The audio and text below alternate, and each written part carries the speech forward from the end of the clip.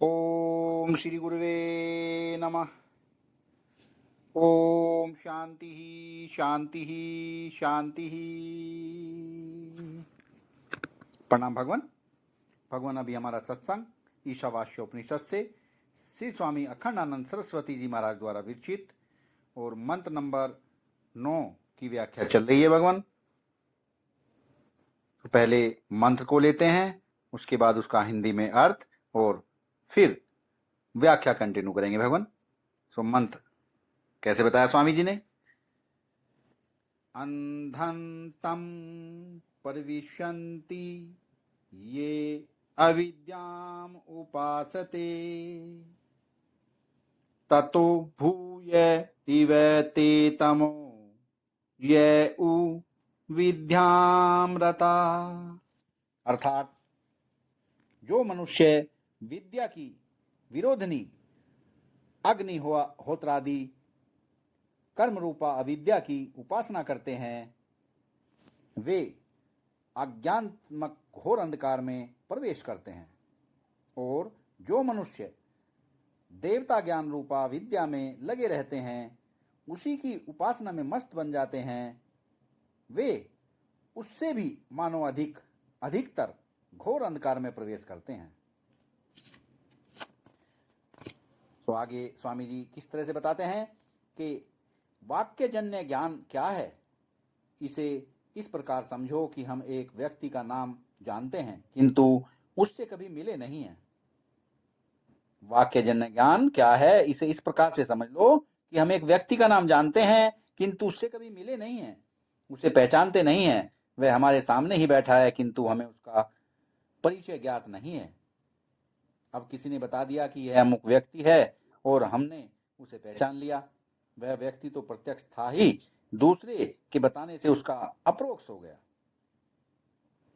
इस प्रकार देश काल वस्तु से अपरिच्छिन्न सर्व रूप में सर्वत्र जो भासमान है, महावाक्य द्वारा ज्ञात हुआ कि वह अपना स्वरूप अपना आत्मा ही है। वाह भगवान वाह। दोबारा से दोहराते हैं भगवान ऊपर की 4 लाइनें। अब किसी ने बता दिया कि अमुक व्यक्ति है और हमने उसे पहचान लिया। वह व्यक्ति तो प्रत्यक्ष था ही, दूसरे के बताने से उसका अपरोक्ष हो गया। इस प्रकार देश काल वस्तु से अपरिच्छिन्न सर्व रूप में सर्वत्र जो भासमान है, महावाक्य द्वारा ज्ञात हुआ कि वह अपना स्वरूप अपना आत्मा ही है। इस प्रकार महावाक्य प्रत्यक्ष का ही अपरोक्ष कराता है। अपना आपा घट पट पुष्प आदि के समान प्रत्यक्ष नहीं है और स्वर्ग के समान परोक्ष भी नहीं है। वह तो अपरोक्ष है, किंतु अपरोक्ष के होते हुए भी जब उसका ज्ञान नहीं है, तब एकमात्र वाक्य ही उसमें प्रमाण बोधक हो सकता है। यह बोधक वाक्य चाहे जिस भाषा का हो, किंतु होगा महावाक्य का ही पर्यायवाची। आत्मा और ब्रह्म की एकता ही सूचक वह होगा। आत्मा एवं ब्रह्म की एकता का ही सूचक वह होगा। महावाक्य का तात्पर्य ही उसके द्वारा ध्वनित होगा। विषय के ज्ञान में इंद्रियां करण होती हैं। अनिंद्रियक उपलब्धि कारण है और फल है तदाकारता, विषयाकार चित्तवृत्ति, किंतु आत्मज्ञान में महावाक्य हेतु है तथा फल है अपरोक्ष आत्मा, जो स्वयं प्रकाश सर्वभाषक सर्वाधिष्ठान है। उसे न नेत्र देख सकते, न कान सुन सकता, न नासिक सूंघ सकती, न जिह्वा उसे चख सकती और न त्वचा उसका स्पर्श कर सकती। हाथ उसे पकड़ नहीं सकते, पैर उस तक पहुंच नहीं सकते। इंद्रियां न पृथक पृथक उसका ग्रहण कर सकती और न एक साथ मिलकर ही। मन से वह ग्राह्य नहीं, बुद्धि का विषय वह नहीं होता। ये जितने करण हैं, बहिकरण तथा अंतःकरण दोनों उसके ज्ञान के लिए अपर्याप्त हैं। वाह भगवान वाह। इनके द्वारा परिच्छिन्न का ही ज्ञान होता है। अतः इंद्रियक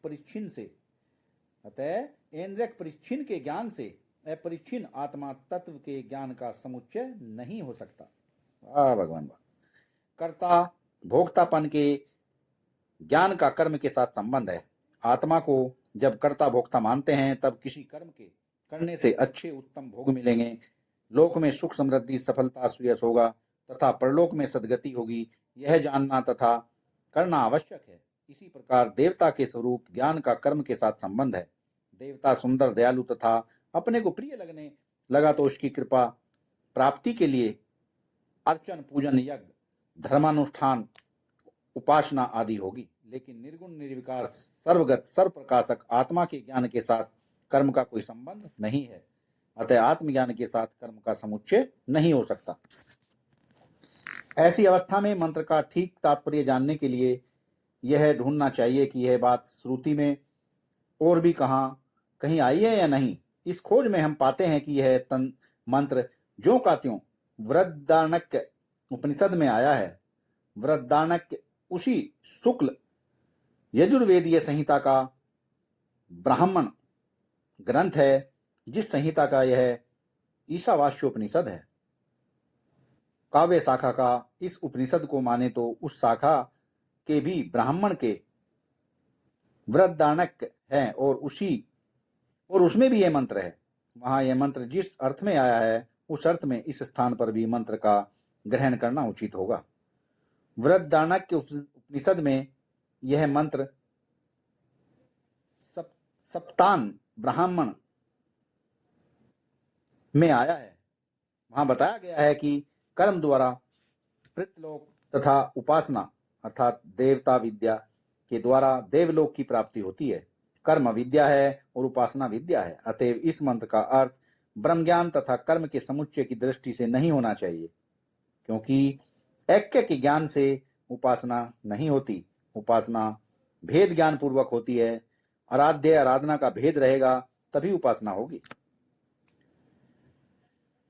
सप्तांत ब्राह्मण में वहां बताया गया है कि सब अन्य मनुष्यों का पोषक, देवताओं का पोषक, पितरों का पोषक सब कर्म से प्राप्त होते हैं, लेकिन ईशावास्य इदम सर्वम में वर्णित तत्व को कर्म से प्राप्त होने वाला नहीं है।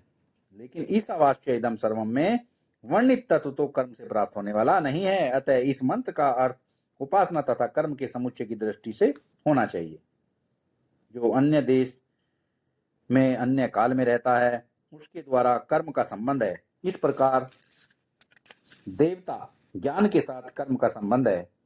अप्राप्त का प्रापक कर्म है और नित्य प्राप्त का बोधक ज्ञान है। उपासना के साथ कर्म का संबंध कैसा है, यह भी समझने योग्य है। एक कथावाचक कथा में कह रहे थे, भगवान देवकी के गर्भ में नहीं आए, गर्भ में तो जीव आता है। भगवान प्रकट हुए, मैंने देखा कि उड़िया बाबा जी महाराज हंस रहे हैं। कथा समाप्ति पर मैंने उनसे हंसने का कारण पूछा तो बोले, भगवान गर्भ में नहीं आए तो गर्भ में था कौन? उस सर्वव्यापी से गर्भ कभी रिक्त भी था क्या? वाह भगवान वाह! उस सर्वव्यापी से गर्भ कभी रिक्त भी था क्या? कभी खाली रहा है क्या? इस प्रकार एक परिचित ने पत्र लिखकर मुझसे पूछा, भगवान जब गोलोक से वर्ज में आ गए तो गोलोक सूना हो गया या नहीं? इसका उत्तर है, गोलोक ही पृथ्वी पर आ गया है। यह गोलोक, बैकुंठ, साकेत आदि नित्य धाम सर्वव्यापी हैं, उनमें आना जाना नहीं है। वे सूक्ष्म से स्थूल भी नहीं होते। भगवान आए या भगवान प्रकट हुए का अर्थ यह नहीं कि किसी अन्य देश से भगवान अन्य देशों में आए अथवा सूक्ष्म से स्थूल रूप में प्रकट हो गए। भगवान तथा भगवान के धाम तो सर्व काल में सर्व देश में पर्दा तुम्हारे नेत्रों पर पड़ा है। वाह भगवान वाह! भगवान तथा भगवान के धाम तो सर्व काल में सर्व देश में हैं, पर्दा तुम्हारे नेत्रों पर पड़ा है। वह पर्दा दूर हुआ और दर्शन होने लगा। पर्दा दूर हो इसके लिए साधन भक्ति रूप कर्म, श्रवण, कीर्तन, स्मरण, पाद सेवन, अर्चन, वंदन आदि हैं। इस प्रकार उपासना से कर्म का समुच्चय है। सत्संग को विराम देते हैं भगवान। आगे का सत्संग कल कंटिन्यू करेंगे। प्रणाम भगवान।